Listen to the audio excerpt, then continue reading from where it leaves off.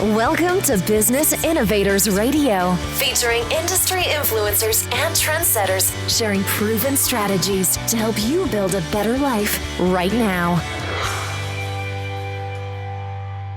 Hi, everyone. This is Tammy Patzer, and I'm really excited to introduce today's guest, Juanita B Johnson. She is the author of the best-selling book, The Audacity Code. She is known as the Sankofa griot of our time. Her attraction to the concept of positive audacity began in childhood as she listened to fascinating dinner table stories which featured the achievements of African American luminaries, change agents, and historical personalities. These stories continue to serve as her North Star of fearlessness. Juanita is an honor graduate of Dillard University and holds an MBA from The Ohio State University. Currently, she facilitates the Sankofa Chronicles, a web-based edutainment platform which instills pride and self-confidence in children through its focus on character building, African American history and culture. Welcome, Juanita. Thank you, Tammy. I'm so happy to be here today. Your book, The Audacity Code, just came out a few days ago, and already it's topping the charts as #1 bestseller, and it's garnered all kinds of activity as a hot new release. So I just wanted to ask you a little bit just about how does that make you feel right at this moment? It makes me feel wonderful, simply because you feel that there's a need in the market, but when it's confirmed that there's a need in the market, it just makes you feel great. I'm just happy, excited. Well, I'm excited for you. And I wanted you to look back at your life. And is there anything that really stands out to you about what may have helped you to become the author you are today?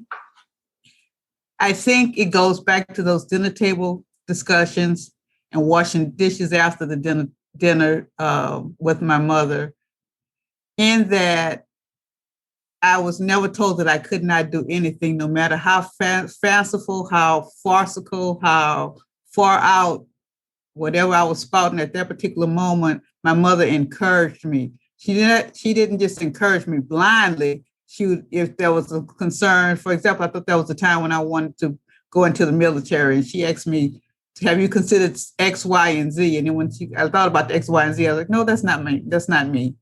So I think that growing up with the belief that I could be anything, you assume that everybody grows up like you, or pretty much like you.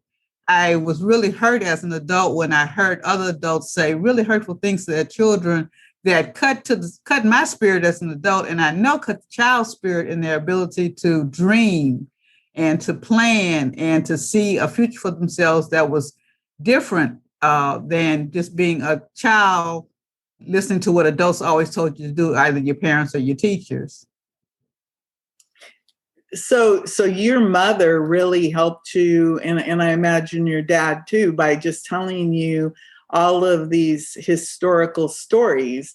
And I know storytelling is becoming almost a lost art, because some people, they don't, like you said, not everybody talks to their children the way that your parents talk to you.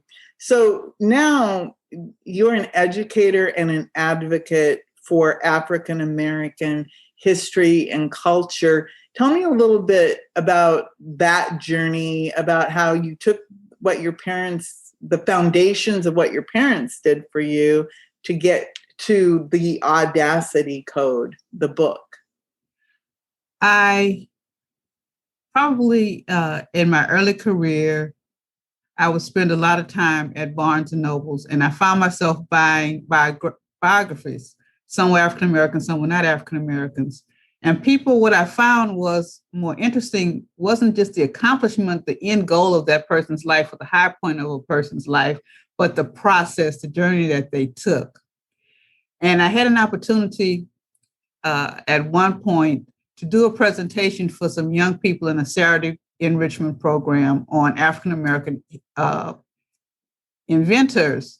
And I worked to make the program interactive, to make them a part of the experience, not just me spouting off names and inventions, but I did a little drama and used them as the actors, living theater, I guess you'd call it.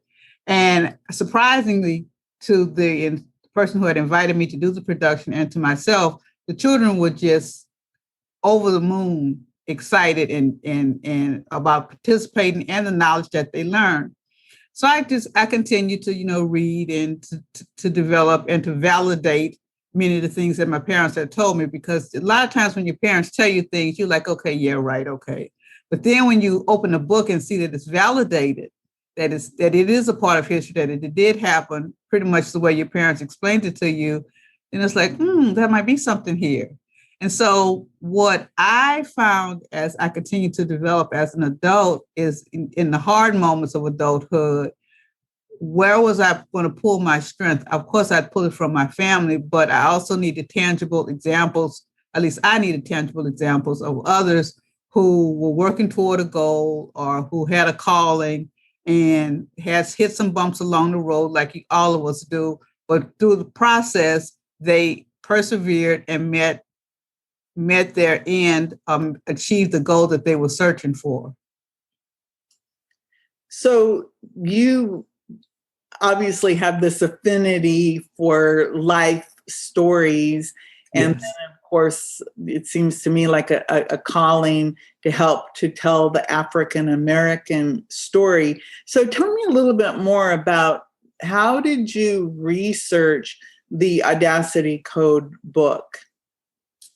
Well, first, I wanted to show the historical breadth of the African-American experience in America from 1600s up until, let's just say, 1954, Brown versus Board of Education, the quote, new civil rights period. And so I wanted to have a balance between both male and female accomplishment. I wanted over different periods of time. And I wanted I wanted to look at the scope of life, not just for those who were civil rights advocates or elected political officials, or who were known because of their political affiliation, perhaps, if not elected officials, they were influencers of the political landscape. I wanted to have people who were not degreed, some who had degrees, some who were creative in their expression of whatever was inside of them. I wanted the technical piece. And so I just thought I went through a long list of people to try to narrow it down to 12 stories featuring 14 people, because two of the stories in the book feature a father and son, and then another one features a woman and a young man who she felt was like an adopted son to her. So I wanted to just have a broad scope, because just like other ethnic groups and also the majority of populations, Blacks are not monolithic. All of us don't express our life force through civil rights. Some of us are artistic, some of us are technical, some of us are literary, but those stories are I won't say forgotten, but they just weren't amplified enough that they are considered when it's time to celebrate the gifts of Blackness. If you're not an entertainer, if you're not an athlete, or if you're not the 4 or 5 people who tend to be promoted every Black History Month when it comes to educational material. Right, because almost everybody knows Martin Luther King, for example. Yes. Or Harriet Tubman, A Sojourner Truth. Yeah. Perhaps Rosa Parks.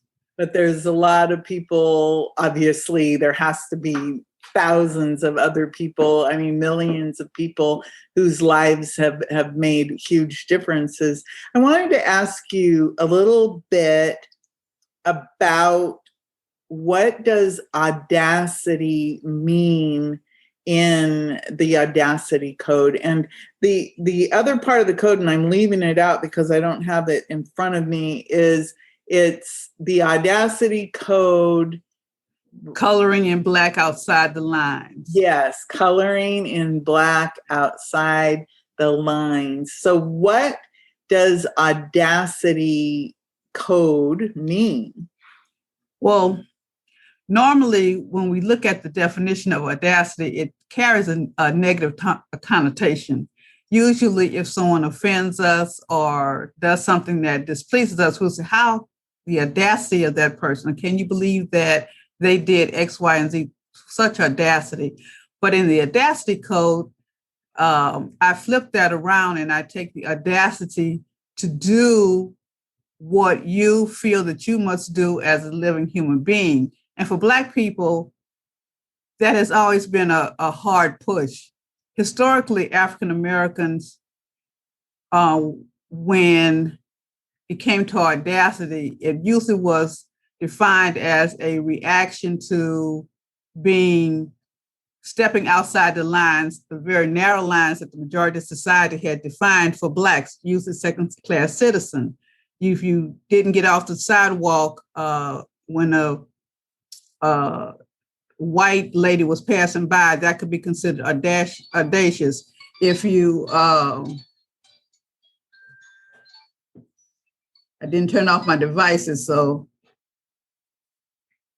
and I think I've got the devices turned off, please excuse me. But for example, there was more than one instance after World War II when African-American soldiers came back to small town USA, and they were walking, going from one place to another in their uniform, that some whites found it offensive to the point of lynching these gentlemen. And so coloring outside the lines, it means for me, moving past whatever limitations the large society has placed on you just because of your skin color and doing that which you have to do to feel fulfilled in your life. For some people, it may be military service. For other people, it may be being artistically inclined, the theater, the visual arts. For other people, it may be being the best athlete you can be or being the best teacher you can be. But what we don't realize is that if we don't honor the Audacity code, which is inside of each of us, we are shortchanging not only ourselves, but other people who we may not even realize that we're affecting. We're all interconnected. A whiff of air that starts on the continent of Africa eventually ends up in North America and vice versa.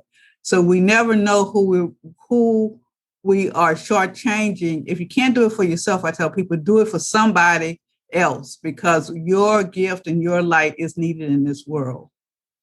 And you don't have to stay within the second-class box. There were those who, when the law, the regulations, the rules of engagement really limited or attempted to limit the expression of the life force within Black people, but that is no longer the case. Although life has changed, it may not be codified anymore in rules and regulations, but there are those who still have very limited perceptions of the abilities of especially Black children.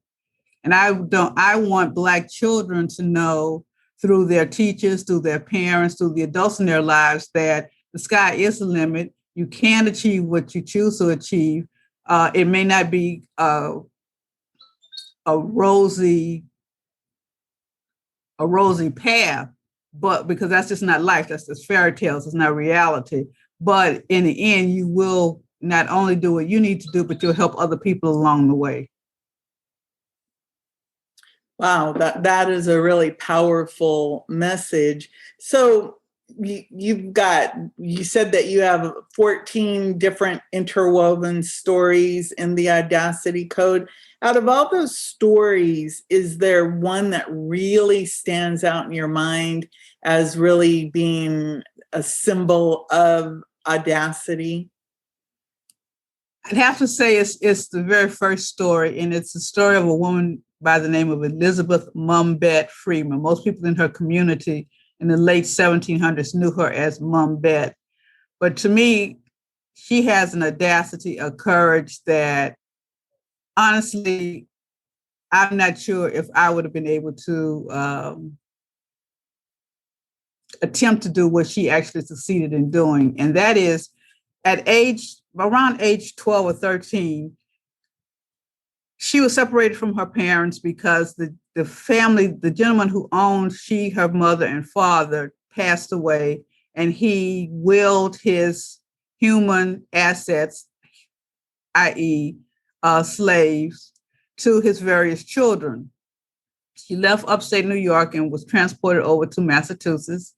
And for many years, she worked for she worked for her original owner's daughter and his family and 2 children. During this particular time that she was in Massachusetts, it was before America had decided that they no longer wanted to be subject to the British Empire. And there was a great deal of conversation around what should we do? How can we do it? Why should we do it? Can we do it? Will we be successful? And so while she was serving the gentlemen who were having these conversations, because of course there were no women in the room at this particular time, she listened. And they probably saw her as not much more than a piece of furniture, the one who brought the water or served the food as they were having these highbrow discussions. But she realized within herself that I am just as much a human as these gentlemen are. And if they want freedom and liberty, why can't I have freedom and liberty? So what she finally settled on is she approached one of the men who had been in many of these conversations with her owner and asked him, would he sue in court for her freedom? Now, that was a chance just to even ask somebody to do that, much less the chance this gentleman would actually agree, because she was very good at laying out her case as to why he should have the same thing that he, freedom and liberty, to his life in his own way. The attorney agreed to take the case, and she went back to the state where she lived. And when the sheriff came to remove her as a protective measure with the suit, of course, her owner also was an attorney. He threw up a roadblock, and they had to do some more legal wrangling. But in the end, she was removed from the house. Ultimately, her case went to court a few months later, and it was ruled that, based on the rules of engagement from a legal standpoint, she should be free. Her freedom, that ruling didn't just affect her freedom, it also affected the whole state of Massachusetts. That's why Massachusetts is one of the few states that was not a slave state, because their constitution would not allow the ownership of other people. And that's only because of what Mumbait did, her courage to live her life's wish. And her life wish is sort of summed up in a quote that I'm going to paraphrase, but basically she said, and was known for saying quite frequently, if she had to exchange 1 minute of freedom with certain death after that 1 minute, she would do it, because she just wanted to be free for 1 minute in her life. Fortunately, she ended up being free many decades after. She lived a very fruitful life. She had children, grandchildren. She was able to work and keep the money that she earned. She built a home for herself, her children, and her grandchildren. But if she would have just accepted the status quo that I'm a slave, I can't do any better, I'm not educated, nobody will help me, I'm not sure if Massachusetts would have ended up being one of the only states that was not a slave-owning state. So I find her courage absolutely engulfing. It is, and it's so inspiring to know that. I mean, can you imagine that she had to have been really sharp, and she selected somebody who she thought would listen to her. Yes. And she laid out the case, and it made sense. And right. So actually took it to court, and she literally changed the entire destiny for all of those people in Massachusetts. I mean, she did that. That's a phenomenal story. Kind of gives you goosebumps. So, and I know you have a lot of other stories in the book. and I think that now would be a really good time to let people know if they want to get a copy of the book, what's the best way to do that? I would direct them to my website, JuanitaBJohnson.com, and you spell that JuanitaB Johnson, JohnSon.com. That's JuanitaBJohnson.com.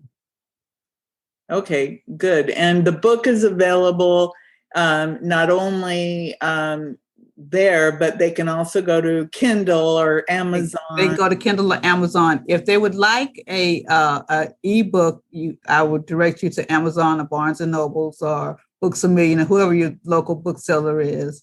Mm-hmm. There's also you can receive the physical book, but if you go to my website, you'll receive an autographed copy of the book and also an invitation to a program that I'm holding next month called the Sankofa Circle, where we're going to discuss a historical personality that's not profiled in the book. And you'll have an opportunity to have conversation with other like-minded individuals and also receive an autographed copy. Okay, so the best way to get a physical copy autographed by you is to go to your website and get that. So tell me, what does Sankofa mean? Sankofa means looking back to move forward. And as a Sankofa griot, I like to take stories from the past. As griot is a West African word for storyteller. So I am the storyteller that tells stories from the past to help us move into the future. Take the wisdom from the past and apply it to the present and prepare for the future. I like that. And that makes so much sense. And the story you told about Mumbait. Mm-hmm. Mumbait. Definitely a foundational story about how you can move forward. So now you've written the Audacity code. What's next? The book that's speaking to my soul at this particular point is probably Audacity Code 2.0, where I'm going to just feature African-American women. I want them to have the light because women many times have to share the spotlight with men. And there were some phenomenal women across the centuries who did exceptional things in various fields. And I think that is going to be my next project. Probably Audacity Code Sister Style. I haven't decided on the name, but that's what I'm feeling at this particular moment. And I like that because the cool thing about a book like the Audacity Code, where you are talking about different historical figures over the years, and then of course the women in the next one, and then of course you could also have Audacity Code 3, 4, 5, 6, 7. I mean, right. A lot. It could be a series, and I understand that again. You're definitely an educator and an advocate for African American history and culture. So, and what about all of this as it relates to our children? Well, that's why I have under development the Sankofa Chronicles. I'd like to have a place on the web where children can come and learn African-American history, not just during February. And it's not open just to Black children, but in this multicultural world we live in, that they can see that there are interesting people, phenomenal people that have made the world a better place, and they too can make the world a better place. I think a lot of times when we want to work with children in this particular area, the lessons are dry history. They're just fact-based, and that's not engaging to a child. The gentleman who did the book cover for me, when he was writing up a description of our first interview, he said that I still had a childlike spirit. And I think that I do. I bore very easily. And just as an aside, I'd probably do very poorly in school right now if I had to do virtual schooling. I need the interaction to hold my attention. And I test things out on my great nieces and nephews to see how they respond. And I may feel that I have a great idea, but if it doesn't light their fire, it's not going to work. So to pass this message down directly to our children, I'm developing the Sankofa Chronicles web program. I like that. And I think you're right. Most of us, if we had to do what the kids today are doing, we probably wouldn't make it, because everything, if you go back, technology didn't exist in the form that it exists now. So right. An entirely different thing. So everybody, you can go to JuanitaBJohnson.com and find out all about Juanita and the Audacity code. Before I let you go, is there anything that you'd like to expand on or share? I think I just want to leave with the audience that each of us is here not by accident. There is a purpose for our life. Sometimes the purpose may be as small as being in existence so you can be somebody's best friend. You were chosen to be XYZ's best friend, or it could be as phenomenal as being a world leader. But to be that best friend, even being a best friend takes work, takes dedication, takes heart. And I'd like to just encourage people to listen to that small voice that's inside of them that only they can hear, that speaks directly to them, that this is what you need to be about. This is the business that we need to accomplish, and we need to get started as soon as possible. So I just want to encourage people to be audacious, positively audacious, to be courageous, fearless, to have desire, to have vision, to see what others can't see, but to bring what you see into fruition through your efforts and your love, whatever that may be. Wow, that's beautiful. Everyone, we have been speaking with best-selling author, educator, and advocate, Juanita B. Johnson. Her book is hot, and it's the Audacity Code. Again, the best bet, and this is what I would do if I were you, is I would go to JuanitaBJohnson.com, get the paperback version of the book, and have Juanita autograph it, because then you're going to have something very tangible and real and wonderful. And follow along and get involved with her workshops and presentations and the Sankofa Chronicles. And if you have children, now you know that you have a place where they can go to really learn about African American history and to get that lift up and to know that they can shine their light and that they can do whatever they choose to do in their lives. So thank you so much, Juanita. No, Tammy, thank you so much. And thank your audience. I do appreciate it deeply, deeply, deeply. Thank you. Everyone, this is Tammy Patzer. Go make it a beautiful day. Thanks for listening to Business Innovators Radio. To hear all episodes featuring leading industry influencers and trendsetters, visit us online at businessinnovatorsradio.com today.